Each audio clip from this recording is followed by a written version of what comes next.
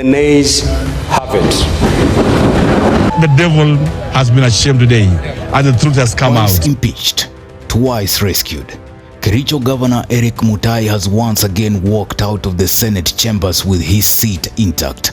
On August 29th, senators ruled that the county assembly simply did not meet the constitutional threshold to remove him from office. But behind the numbers, this case opens a bigger debate about the credibility of Kenya's impeachment processes, the politics of county power, and why Kericho's leadership has turned into a repeat courtroom drama. So you had your phone in the chamber? For about 3 hours. So in fact you had your phone in the chamber, as a matter of fact? For about 3 hours. This latest impeachment motion was tabled on August 15th by the Kericho County Assembly. The accusations were heavy: financial mismanagement, nepotism in appointments, intimidation of staff, and abuse of office. Mr. Speaker, I wish to submit before you and the senators that given a chance again, I'll be able to implement the reports in totality and also be able to implement what the investigation says as the DCI and the EACC will recommend for us to act upon. On paper, grounds for impeachment are clear: serious violations of the Constitution or the law. But the real question was whether the county assembly could rally the supermajority needed. Here's where things fell apart for the MCAs. To impeach a governor, they need the support of at least 2/3 of all members. But just like in 2024, they came up short. In Senate, the debate was not about guilt or innocence, but about arithmetic and legality. He has no stamp which County Assembly of Kericho. It was spotted by somebody who was inside. And that is why I was asking to keep advice in particular to our young people to know when you make something wrong, you can be given an answer by God.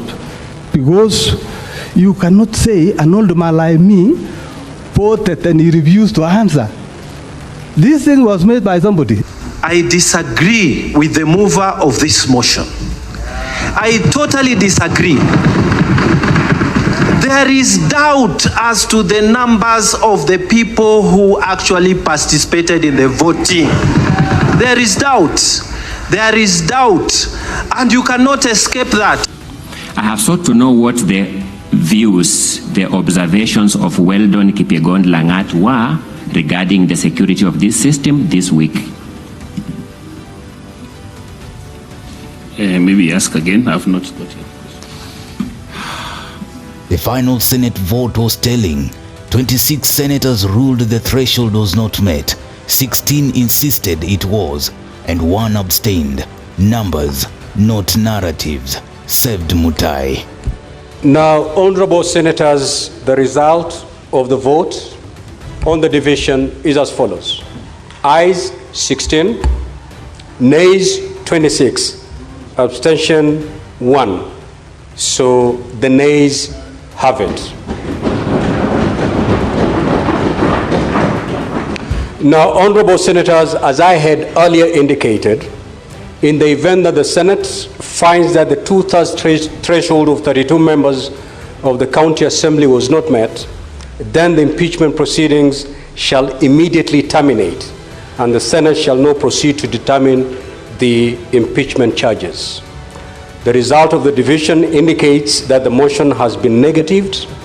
Consequently, the impeachment hearing hereby terminates.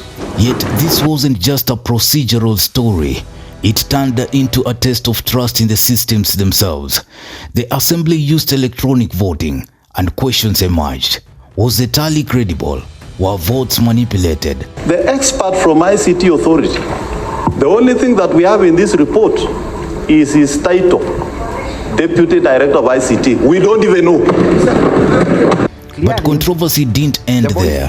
One MCA claimed his name appeared on the pro-impeachment list without his consent. He went further, alleging that money and foreign trips were offered in exchange for his vote. The Assembly's legal team dismissed the claims, but the allegation of inducements underlines the messy politics around impeachment in Kenya. Sometimes it's less about the law, more about deals and survival. For us, I do not know about you. Just I'm asking you specifically. That's what I'm trying to explain. What value would you give to utterances by a person who confesses that they are actually drunk? The drunk people are very honest. They can say anything without hiding.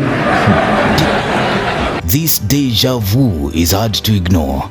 In 2024, Mutai also escaped removal by a single vote margin, 31 in favor when 32 were required. A year later, the same scenario replayed. We don't have problems with the county assembly, absolutely, with many members of the... Why are we going back? It's because there was no threshold for impeachment. So that says that we don't really have a problem per se with the assembly. But what we have in Kericho County is a struggle, a power struggle for those politicians who feel that they cannot face the governor 2027. They know that I'm anointed servant of the Lord, and they know that I'm in this seat by God's grace. And when they imagine meeting Mutai at the ballot box, they shudder. And all these games they are doing is not for the people of Kericho. It is their own interest. And that's why we are telling them, hold on your horses. Let us wait for 2027. Then we meet at the ballot. Then allow the people of Kericho to vote. I didn't want to say this, but I want to say that the Speaker of Kericho County has taken us round in circles. And enough is enough. The Deputy Speaker who whistleblowed Loniani, whistleblowed all the Deputy Governor, who has been doing all his business, is staying at home, then come out and begin whistleblowing. I'm willing to work with all of them, but they must begin to work with respect, because you needs justice must come with clean hands. So we are saying we want to work all of us as one team, but we are saying again, as we work together, respect must be upheld. 2 impeachments, 2 failures, 1 governor who still sits comfortably in office. It raises a question: is Kericho's assembly incapable of building consensus, or is Mutai simply too entrenched politically to be removed? Mutai's double survival sends a bigger signal. For Kericho, it means another bruising chapter of political infighting with little policy payoff. For devolution, it highlights how impeachment, a tool meant for accountability, can become a cycle of failed drama. And for 2027, it shows that county politics remain volatile, shaped less by evidence and more by numbers, networks, and negotiation. Erick Mutai may have survived twice, but the bigger survival test for governance, credibility, and trust in Kenya's devolved system is still ahead. What do you think? Newsroom, Maisha TV, Bushabi Jr.